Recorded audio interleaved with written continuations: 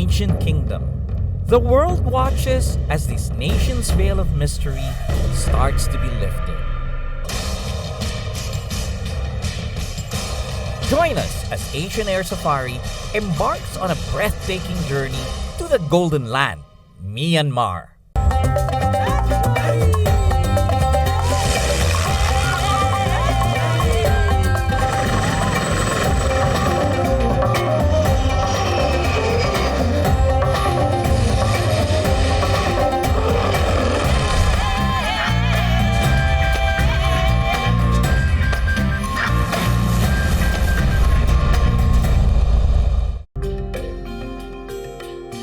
For many years, political turmoil has kept Myanmar, or Burma, in isolation.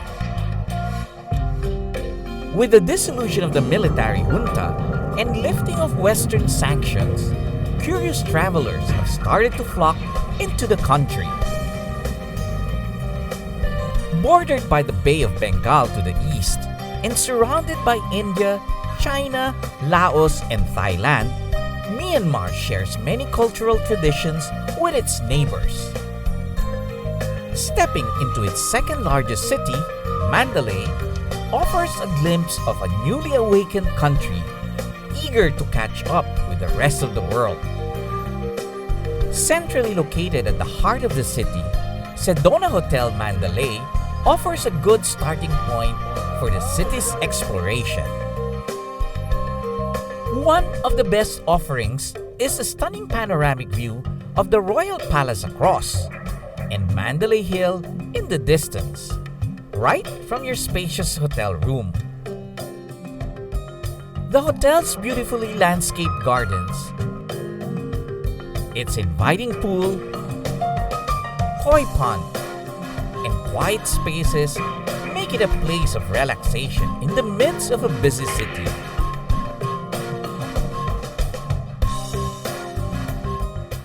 Rejuvenated, I walked along the Royal Palace moat as the sun began to set.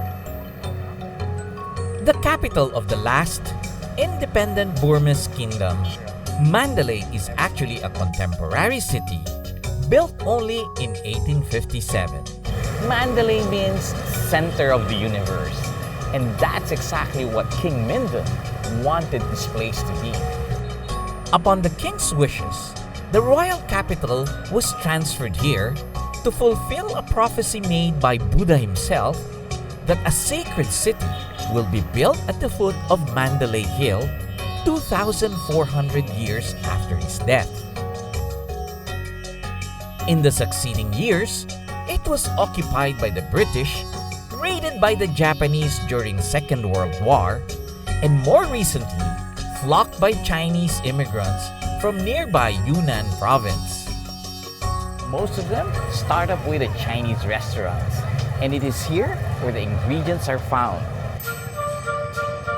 The Saicho Night Market has become a modern Chinatown lined with sellers of fresh and dry ingredients.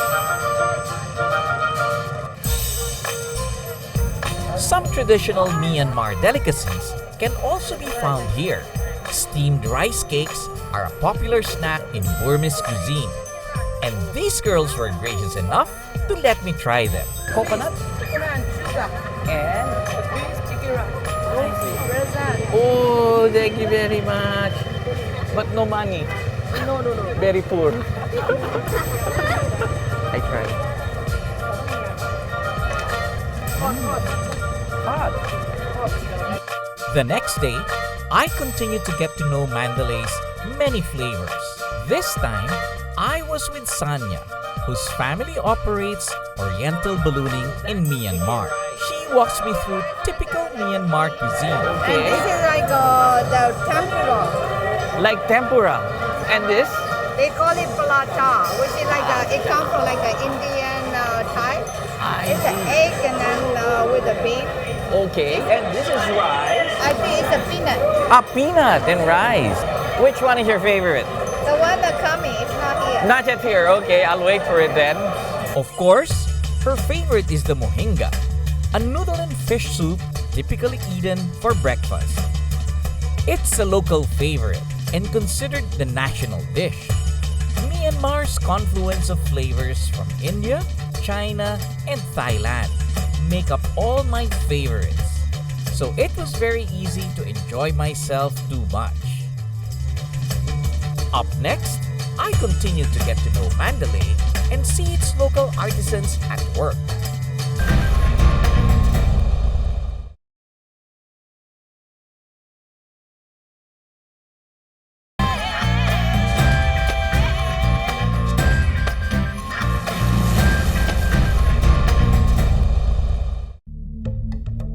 Myanmar is a country rich in gems and other mineral resources.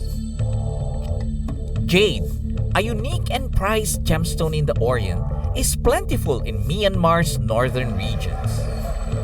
It holds a significant place in Chinese culture, as it is believed to give protection from disasters and bring good fortune. One thing is certain, the highest quality jade in the world comes from here and makes its way through the jade market in Mandalay. Jeff, my translator and guide, takes me to the bustling jade market. Just by looking at the number of parked vehicles outside, one can already get an idea of just how busy the place gets at 10 in the morning. He's just explaining this is one of the good qualities one. Doesn't double and it will be about $20,000. I ran. Barter system. Then two cameras working for him. Seated at the tables are buyers waiting for brokers to bring their goods. They usually lay out the samples of what they are looking to buy. Brokers walk around and see if they have a match. Unlike diamonds, it is measured not by carat, but by its size, quality of carving, and purity of color. Buyers assess the stones brought to them. Everyone just pops in and offers to see if their stone is good. And after that, doesn't seem like that was good, he returned it. So here's another one who's checking, which belongs to this fella. Uh-oh, doesn't look like he wanted that. There's not too much talking, it's just showing, and yes or no, are they going to buy it? With no money to burn on expensive jade, I decided to just look around the market. The market has several zones. Now I think I will make these guys dealers of Asian Air Safari DVDs. Thank you. What birds are they? Selling the birds and putting it in their heads. If I do that, I might have a bird brain. One can see almost all the processes jade goes through. Some workshops are dedicated to cutting and polishing jade. Not all of these are for jewelry. Some of them they cut and they figure out which is the best side of it, and then they turn it into sculptures and whatever. People can just come here, bring it, and say, I want this cut in a different way. That's interesting, huh? I decide to try.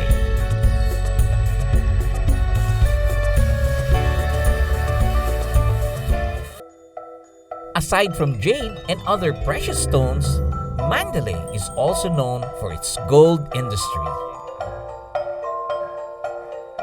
A tickle of 24-karat pure gold, after 7 hours of pounding, can yield about 2,000 very thin pieces of gold leaf.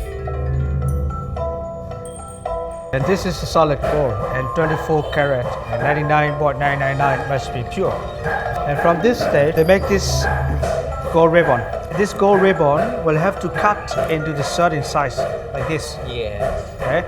Then this is bamboo paper. Mm-hmm. Without this one, the gold cannot be built. Yeah. The interleaving goes like bamboo, gold, it will be wrapped about 200 or 300 layers.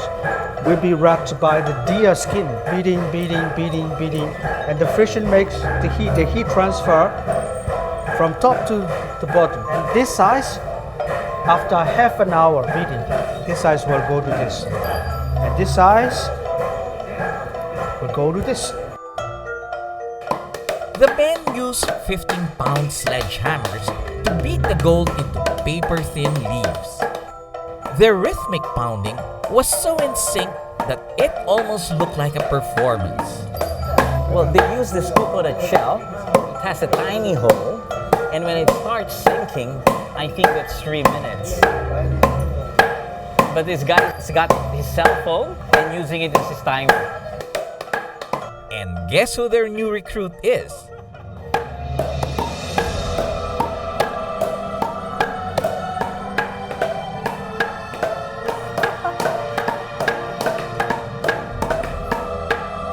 These gold leaves are used to gild their many beautiful temples and pagodas.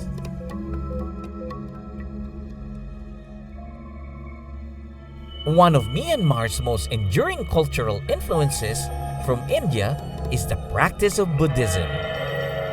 In this temple, the image of Buddha, called the Mahamuni or Great Sage, is venerated.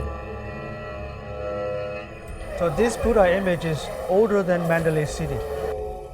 This is one of only 5 Buddha images made while Buddha was still alive. Originally casted in metal, the image is now entirely coated in thick layers of gold leaves. Thousands of devotees are coming every day and gild and gild and gild. The thickness part will be over 30 centimeters. So many gold leaves have been applied that the figure has ballooned into a round shape. Only male pilgrims are allowed to apply gold leaves on the Buddha image.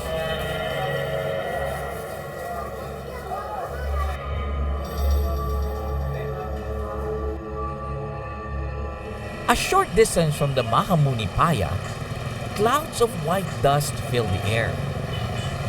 This is a stone carver's village. You know, in Mandalay, there are many craft centers which was laid out by the kings. About 60 kilometers to the north of Mandalay, we have a big marble hills. A centuries-old tradition where craftsmen sculpt Buddha images and other religious figures out of marble and alabaster. The carefully crafted statues make their way to many parts of the world.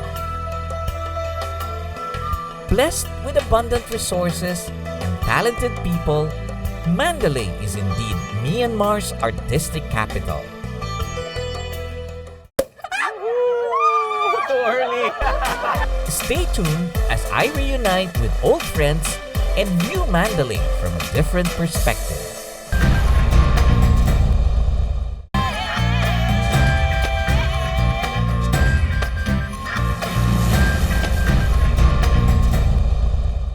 Mandalay continues to fascinate.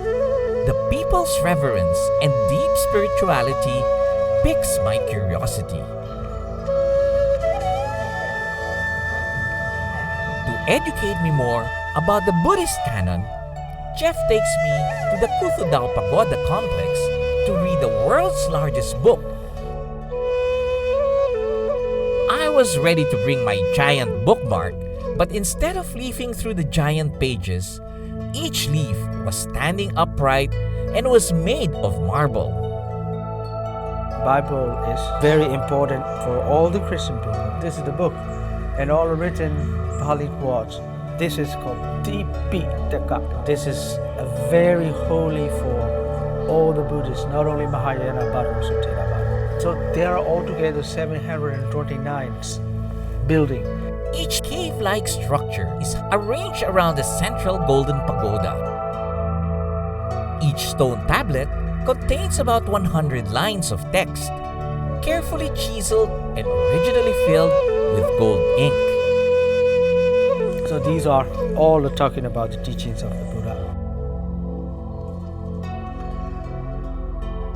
As Jeff tells me more about Buddhist teachings, he brings me to a monastery. Not to enter as a monk, but to admire the building for its artistic merit. So Jeff, all these are carvings on teak wood. Yes. So this building used to be a part of the king's bedroom. This was originally inside the... Originally inside the palace, dismantled this building piece by piece and took out of the palace. It was said to be carried on the backs of elephants and transferred here. Made in traditional Burmese architectural style, the monastery is notable for its intricate carvings depicting Buddhist myths, covering the walls and the roof. Teak wood is highly durable and its natural oils protect it from the elements, even from termites and pests, which is why the monastery has withstood the test of time.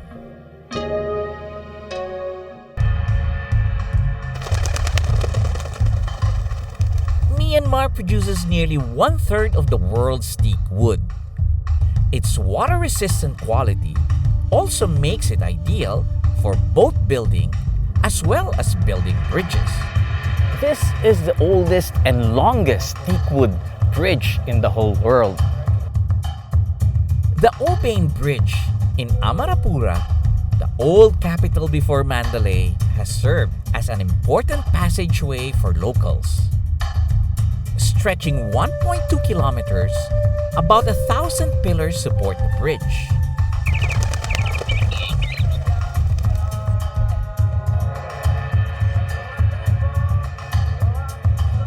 Sunset in Mandalay is best spent at the Obane Bridge. It is a popular place to behold Myanmar's golden sunset.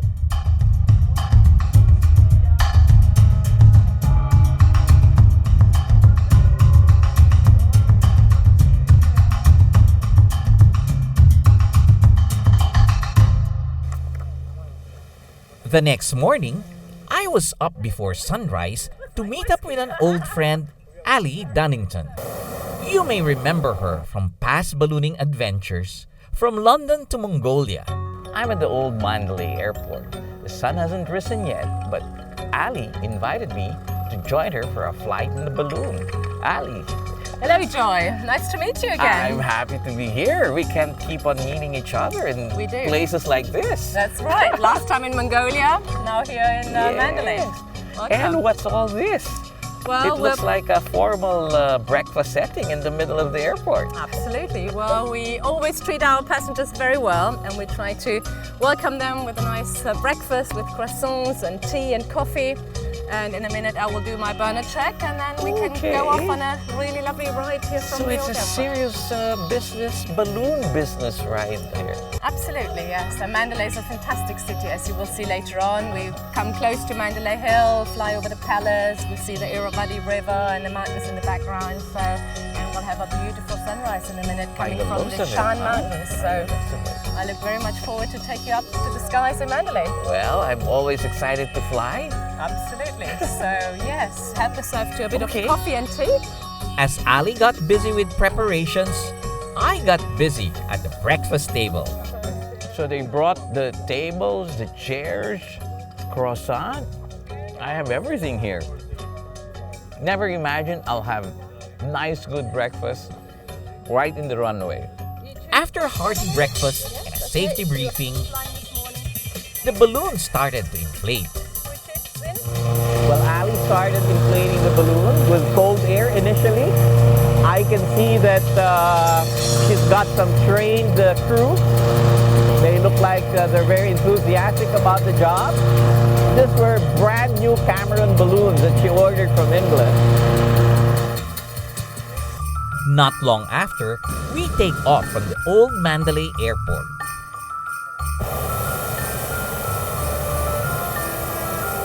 Well, it's great taking off from the runway. I thought I could do this only in Clark, but this is a new experience. Sanya was also there to enjoy the flight and enjoy Mandalay sights.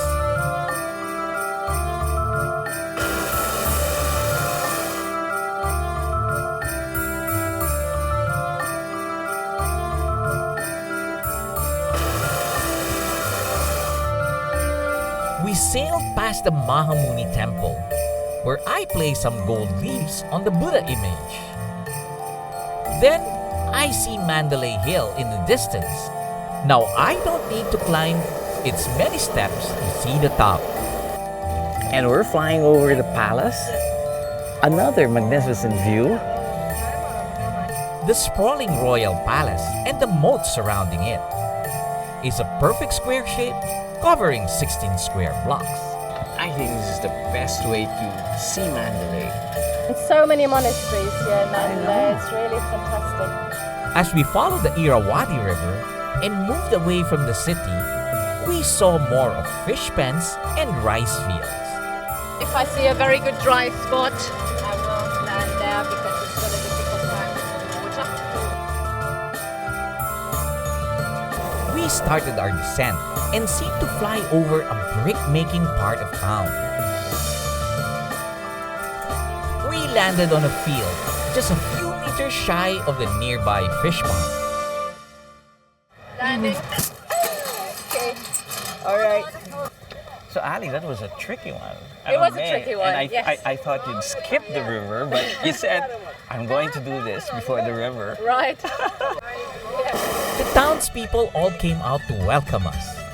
Even its youngest member was already exercising hospitality. As we ended up in a remote part of town, Ali kept the balloon inflated until the crew arrived. So everyone's trying to decide. It's a bit muddy over here. I think they're voting on whether to deflate here and carry it. I would go for flying and pulling it over there. The monks in the nearby monastery agreed for us to deflate and pack up the balloon there. So we moved the balloon a little bit closer to the monastery with the whole town trailing behind. Called balloon walking. It's a new sport. This is something you'll never see anywhere else.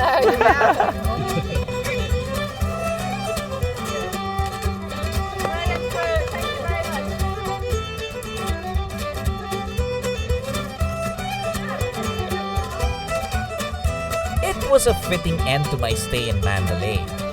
Seeing the places I visited from a higher perspective and being in a monastery surrounded by good company and true Myanmar hospitality. In the next part of my adventure in Myanmar, I visit the ancient city of Bagan, a mystical landscape with temples as far as the eye can see.